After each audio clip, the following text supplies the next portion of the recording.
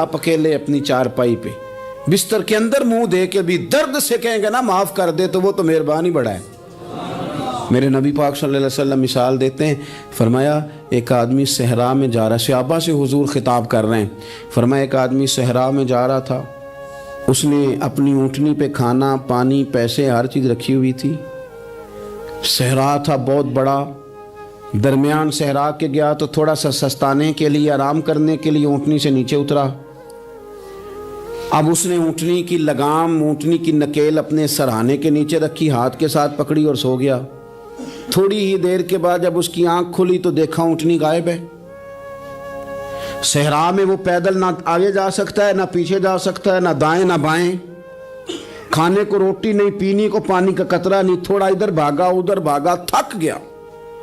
کریم محبوب فرماتے ہیں وہ پوری طرح نڈھال ہو گیا اور مایوس ہو گیا، معاذ اللہ، مایوس ہو کے دوبارہ اسی جگہ آ کے لیٹ گیا جہاں پہلے لیٹا تھا، انتظار کرنے لگا کہ اب موت ہی آئے گی، آخری وقت ہے، اب نہ میں پیدل یہ صحرا کراس کر سکتا ہوں، نہ پیچھے جا سکتا ہوں، نہ کھانا ہے نہ پانی ہے، سوائے موت کے کوئی سہارا نہیں۔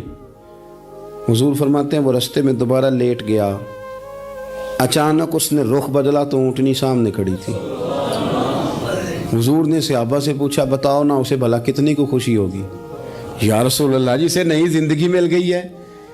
آپ دیکھیں نا سارے ڈاکٹروں نے کہہ دیا کہ اس کے تو گردے معدہ جگر ہر چیز ختم ہے، گھر لے جاؤ خدمت کرو، ہر طرف پریشانی ہے۔ وہ بندہ بھی سمجھ گیا ہے کہ آخری وقت آ گیا، کل جاؤں پرسوں جاؤں، تیاری ہو گئی، سب لوگ آ گئے، باہر والے بھی آ گئے، یہ ماحول ایک عجیب رنگ اختیار کر گیا۔ اچانک ایک ڈاکٹر نے آ کے کہا نہیں غلطی لگ گئی تھی۔ مجھے بتائیے انداز کیا ہوتا ہے؟ بغیر دوائی کے بندہ اٹھ کے کھڑا نہیں ہو جاتا، میں تو بچ گیا ہوں۔ نبی پاک صلی اللہ علیہ وسلم فرمانے لگے اس کی اونٹنی مل گئی، بتاؤ بھلا اسے کتنی خوشی ہوگی؟ یا رسول اللہ وہ تو دوبارہ دنیا میں آ گیا۔ حضور فرمانے لگے اسے کچھ بھی خوشی نہیں ہوئی۔ جب کوئی رب کا گناہ گار بندہ آ کے توبہ کرتا ہے، رب کو اس سے کئی گنا زیادہ خوشی ہوتی ہے۔ میرا بندہ آ گیا ہے، میرا بندہ آ گیا ہے، میرے گھر آ گیا۔ اس نے آنسو بہائے ہیں، اس نے کہا اللہ میں تیرا ہی ہوں، تیرا ہی رزق کھاتا ہوں، تیری ہی زمین پہ رہتا ہوں، تیرے نام سے میری سانسیں چلتی ہیں۔ وہ آ گیا۔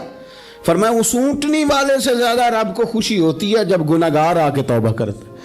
گناہگاروں کے آنسو اس کی بارگاہ میں بڑے مقبول ہیں، لیکن ہم رسم ادا کرتے ہیں، توبہ نہیں کرتے، ہم اپنے آپ کے ساتھ دھوکہ کرتے ہیں، جھوٹ بولتے ہیں۔ اللہ تبارک و تعالی اپنے بندوں کے حق میں رحمت والے فیصلے کرتا ہے، درگزر والا معاملہ فرماتا ہے۔ جگہ جگہ قرآن مجید میں اللہ تعالیٰ نے اپنے بندوں پر رحمت کرنے کا ذکر فرمایا ہے۔ ان اللہ یغفر الذنوب جمیعا، فرمایا بے شک رب تمہارے سارے ہی گناہ معاف فرما دے گا، تم نا امید نہ ہونا، وہ معاف کر دے گا تمہیں۔ قرآن مجید میں فرمایا ان اللہ بالناس لرؤوف الرحیم، بے شک اللہ اپنے بندوں پر بڑا ہی مہربان اور نہایت ہی رحم کرنے والا، رؤوف اور رحیم ہے، بڑا مہربان ہے، کرم فرماتا ہے۔ اللہ تعالیٰ اپنے بندوں سے بڑا جلد راضی ہو جاتا ہے۔ ماں پیار کرتی ہے اپنے بچے سے، لیکن وہ ناراض بھی ہو جاتی ہے بعض چیزوں پہ، بعض معاملات اس کا دل بھی دکھاتے ہیں، بعض جگہ وہ رو کے یہ بھی کہتی ہے کہ تو نے میری محبت کا کوئی نتیجہ نہیں مجھے دیا، میری ساری کمائی تو نے ضائع کر دی۔ والد بہت ساری جگہوں پہ ناراض ہوتا ہے، شکوہ کرتا ہے، کہتا ہے میری بیماریوں کی، پریشانیوں کی، بڑھاپے کی، کمزوریاں کا سبب بیٹے تو ہی بن گیا، یہ ساری تکلیفیں تو ٹھیک ہو جائیں تو میری شاید عمر بھی بڑھ جائے، صحت بھی ٹھیک ہو جائے، میں زیادہ دیر جوان رہ سکوں۔ ناراض ہوتے ہیں ماں باپ، اسی طرح ماں باپ راضی بھی ہو جاتے ہیں، وہ بڑی جلدی راضی ہو جاتے ہیں۔ میں اکثر کہتا ہوں کہ والد کو راضی کرنے میں 5-7 منٹ لگ جاتے ہیں، اماں تو 1.5-2 منٹ میں راضی ہو جاتی ہے۔ ابا جی کو 5-7 منٹ لگتے ہیں، کئی دفعہ کہنا پڑتا ہے، کوئی دلائل دینے پڑتے ہیں، لیکن والدہ کے لیے تو کچھ بھی نہیں، آپ نیرا جا کے پیروں میں بیٹھ ہی جائیں، کچھ بھی نہ کریں، آپ پورا روئیں نہ رونے والا منہ ہی بن جائے تو اماں تو نرم ہی نرم ہے، جس وقت جو مرضی آپ کرا لیں ہو گیا۔ اللہ تبارک و تعالیٰ بلا مثال و بلا تشبیہ سمجھانے کے لیے عرض کرتا ہوں، اللہ بھی بعض معاملات میں اپنے بندوں سے ناراض ہو جاتا ہے۔ وہ کہتا ہے میں تکبر کرنے والوں کو پسند نہیں کرتا، وہ کہتا ہے فسادی پسند نہیں ہے، وہ فرماتا ہے کہ راہوں میں کجی کرنے والے پسند نہیں ہیں، وہ فرماتا ہے کہ بدعہدیاں کرو گے تو میں صبح قیامت تم سے سوالات کروں گا۔ اللہ تبارک و تعالیٰ بہت ساری چیزوں کو ناپسند کرتا ہے، ناراض ہو جاتا ہے، بلکہ نبی پاک صلی اللہ تعالیٰ علیہ وسلم نے فرمایا تم بات کرتے کرتے کوئی ایسا جملہ بول دیتے ہو کہ رب اتنا ناراض ہوتا ہے کہ تمہیں پتہ بھی نہیں ہوتا، تمہارے لیے جہنم کا فیصلہ کر دیتا ہے۔ اس لیے پہلے تولو پھر بولو، خود اپنے لفظوں کی تو تم پہرے داری کرو نا کہ میں کیا کہہ رہا ہوں۔ اور حضور یہ بھی فرماتے ہیں کہ اس کا دوسرا پہلو بھی ہے، بعض اوقات تم بات کرتے ایسا جملہ کہتے ہو وہ اتنا راضی ہوتا ہے کہ تمہارے لیے جنت کا فیصلہ فرما دیتا ہے۔ ان کاموں کی طرف بڑے جن سے اللہ راضی ہوتا ہے۔ میرے نبی پاک صلی اللہ تعالیٰ علیہ وآلہ وسلم نے ارشاد فرمایا، بعض احادیث میں لفظ یہ ہیں کہ اللہ اپنے بندوں کو دیکھ کے مسکراتا ہے جو اس کی شان کے لائق۔ جس ترتیب سے ہم مسکراتے ہیں، جس ترتیب سے ہم روتے ہیں، جس ترتیب سے ہم کسی بات کا اظہار تشکر کرتے ہیں، خدا ان باتوں سے پاک ہے۔ اب بہت ساری حدیثوں میں آیا کہ وہ مسکراتا ہے، تو کیا مطلب ہے مسکرانے کا؟ تو علماء تفسیر نے لکھا ہے مسکرانے کا مطلب یہ ہے کہ وہ بڑا ہی راضی ہوتا ہے اپنے بندے سے، بڑا راضی ہوتا ہے، یہ مطلب۔ ایک تو مسکرانے کا مطلب یہ کہ وہ بڑا راضی ہو گیا، وہ مسکرا دیا اپنے بندے پہ۔ اور ایک اس کا معنی خود نبی پاک صلی اللہ تعالیٰ علیہ وسلم نے بیان فرمایا، مسند امام احمد بن حنبل میں حدیث ہے، حضور سید عالم علیہ السلام سے صحابہ نے پوچھا یا رسول اللہ شہید تو بڑے لوگ ہوتے ہیں، شہیدوں میں افضل کون ہے؟ تو اللہ کے حبیب علیہ السلام فرمانے لگے وہ والا بندہ جو ڈٹ گیا تھا کافروں کے مقابلے میں، وہ ہلا نہیں، پوری طرح ڈٹ کے جو لڑا وہ شہداء میں افضل ہے۔ حضور فرماتے ہیں وہ جنت کے بالا خانوں میں سیر کرے گا اور رب اسے دیکھ کے مسکرائے گا، رب اسے دیکھ کے مسکرائے گا، اللہ تعالیٰ مسکراتا ہے اسے دیکھ کے۔ اور اگلے جملے میں حضور نے وضاحت کر دی، فرمایا جب رب دنیا میں کسی پر مسکراتا ہے نا تو اس کا معنی یہ ہے کہ قیامت میں پھر اللہ اسے حساب کوئی نہیں لے گا۔ جس پر اللہ دنیا میں مسکرا دیا اس سے کوئی حساب، تو وہ کام ڈھونڈنے چاہیے نا جس سے اللہ مسکرائے۔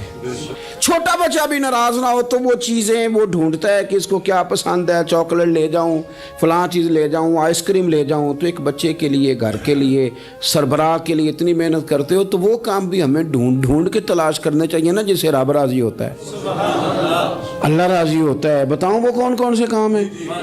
نبی کریم صلی اللہ تعالیٰ علیہ وسلم نے ارشاد فرمایا 3 لوگ ہیں جنہیں دیکھ کے رب مسکراتا ہے۔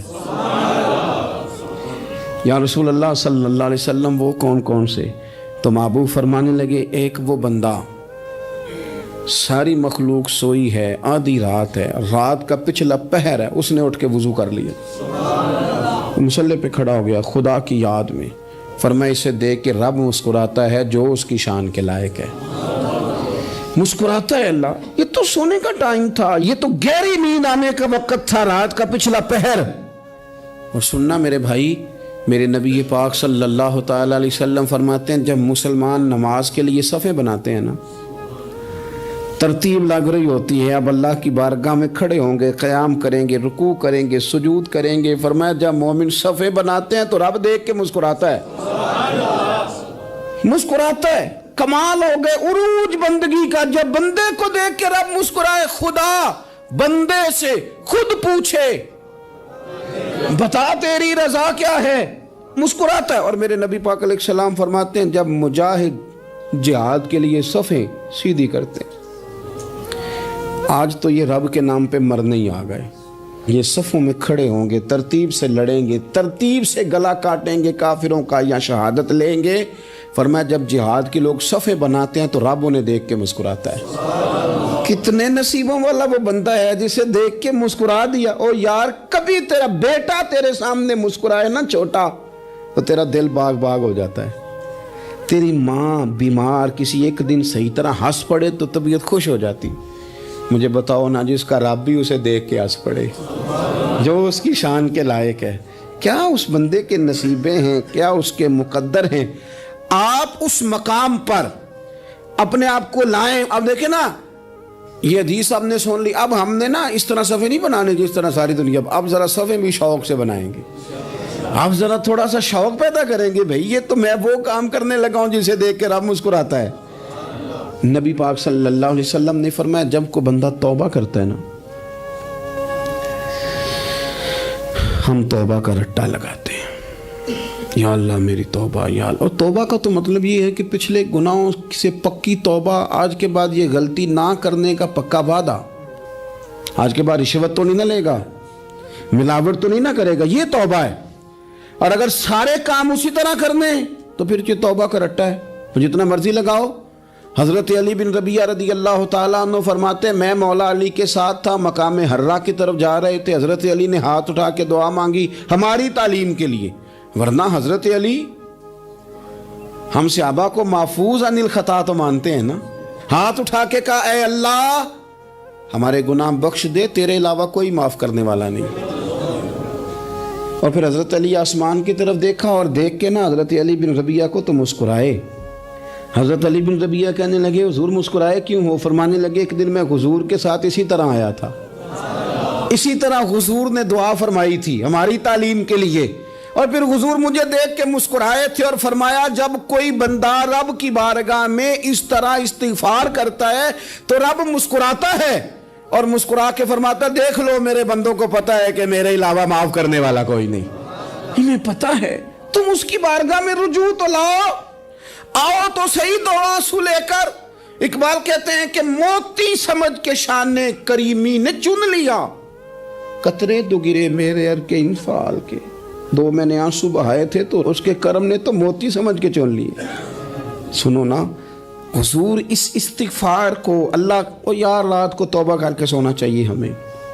کچھ غلطیاں ہم کرنا نہیں چاہتے پر ہم سے ہو جاتی ہیں، کچھ دل ہم توڑنا نہیں چاہتے پر وہ ٹوٹ جاتے ہیں، ہماری مجبوری ہوتی ہے ٹوٹ جاتے ہیں۔ رات کو اس کی بارگاہ میں ہاتھ باندھ کے کشکول طلب دراز کر کے خوب استغفار پڑھنا چاہیے کہ مالک بندے ہیں نا کیا کریں، خدا را خیال کریں، دنیا روٹتی ہے تو روٹ جائے، رب رسول ناراض نہ ہونے پائیں، اس کا خیال کریں۔ حضور فرماتے ہیں وہ مسکراتا ہے، اسے خوشی ہوتی ہے جب کوئی اس کا بندہ اس کی طرف رجوع کرتا ہے۔ میرے عزیزو رسول پاک صلی اللہ تعالیٰ علیہ وسلم نے ان لوگوں کے تذکرے کیے جنہیں دیکھ کے رب مسکراتا ہے۔ نبی پاک صاحب الاخلاق صلی اللہ تعالیٰ علیہ وسلم فرماتے ہیں، مسند امام احمد بن حنبل دیکھیے، فرمایا رب اس وقت بڑا ہی مسکرائے گا جب قاتل بھی جنت میں جائے گا، مقتول بھی جنت میں جائے گا۔ یا رسول اللہ مقتول تو گیا، یہ قاتل کیسے چلا گیا؟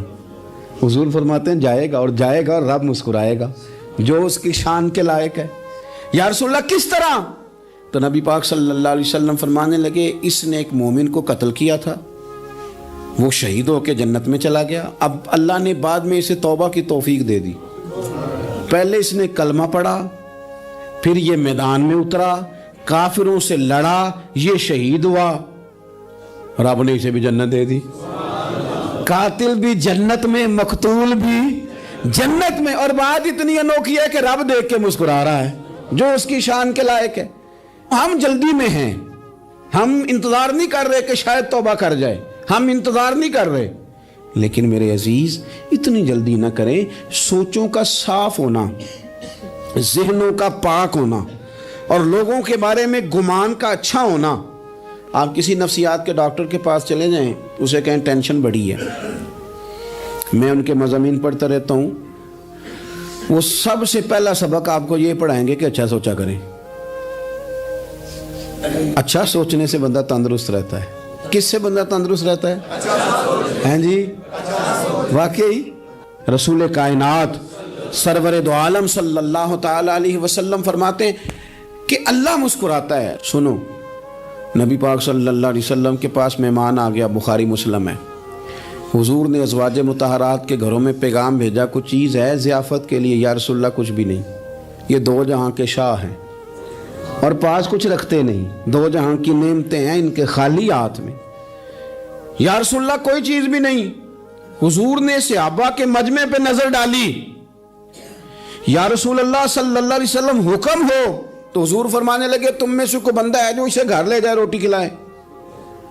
ایک صحابی اٹھے فوراً، حضور میں لے کے جاتا ہوں کھانا کھلاتا ہوں۔ فرماتے ہیں میرے گھر میں صرف بچوں کا کھانا تھا، یہ نہیں کہ فریزر بھرا ہوا ہے نعمتوں سے، صرف بچوں کا کھانا۔ یہ نہیں کہ کسی کو دیکھ کے اپنی ہنڈیا پہ برتن دے لیا، صرف بچوں کا کھانا۔ کہتے ہیں گھر گیا، بیوی سے کہا کیا کیفیت ہے؟ کہنے لگی بچوں کی روٹی ہے۔ میں نے کہا بچے سلا دے، صبح ناشتہ کر لیں گے۔ تو کہنے لگی آپ کیا کھائیں گے؟ تو میں نے کہا نہ میں کھاؤں گا نہ تو کھائے گی، مہمان جو نبی پاک کا ہے۔ کہا اچھا، اب ذرا تجویز دیکھو میاں بیوی کی سوجھی آپس میں۔ کہتے ہیں کھانا لگا دینا، کیونکہ ایک آدھ بندے کا کھانا ہے۔ اپنی غربتوں کا ہر جگہ اظہار کرنا، رونا رونا، یہ دیکھو غربت کیسے چھپائی جا رہی ہے۔ اس کو کہا نہیں کہ چل تو تھوڑا رحم کھا، تو آیا ہے تو تھوڑا رحم کھا، یہ نہیں کہا۔ کہا اٹھ کے نا تو کھانا رکھنا اور اٹھ کے نا چراغ ٹھیک کرنے کے بہانے بجھا دینا۔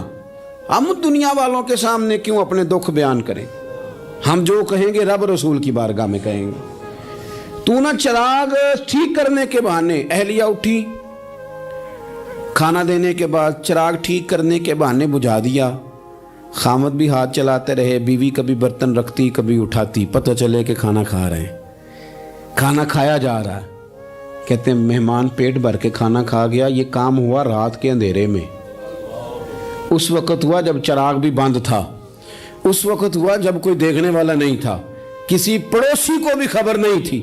فرماتے ہیں صبح کے اجالے میں اس مہمان کو لے کے مسجد نبوی میں نے قدم رکھا تو نبی کریم نے فرمایا رات جو تم نے کام کیا ہے نا، اسے دیکھ کے میرا رب بڑا مسکرایا ہے، اللہ بڑا مسکرایا ہے۔ اللہ تر دامنی پہ شیخ ہماری نہ جائیے، ہم دامن نہ چھوڑ دیں تو فرشتے وضو کریں۔ یہ شان ہے صحابہ کی۔ نبی کریم علیہ السلام نے فرمایا رب رات مسکرایا تیرا یہ انداز دیکھ کے، اور اس نے قرآن نازل کیا وَيُؤْثِرُونَ عَلَىٰ أَنفُسِهِمْ وَلَوْ كَانَ بِهِمْ خَصَاصَةٌ۔ کچھ لوگ وہ ہیں جنہیں بڑی بھی ضرورت ہو تو دوسروں پر اثار کر دیتے ہیں، قربانی دے دیتے ہیں۔ رب مسکرایا ہے۔ در نبی پر پڑا رہوں گا، پڑے ہی رہنے سے کام ہوگا، کبھی تو قسمت کھلے گی میری، کبھی تو میرا سلام ہوگا۔ در نبی پر پڑا رہوں گا، پڑے ہی رہنے سے کام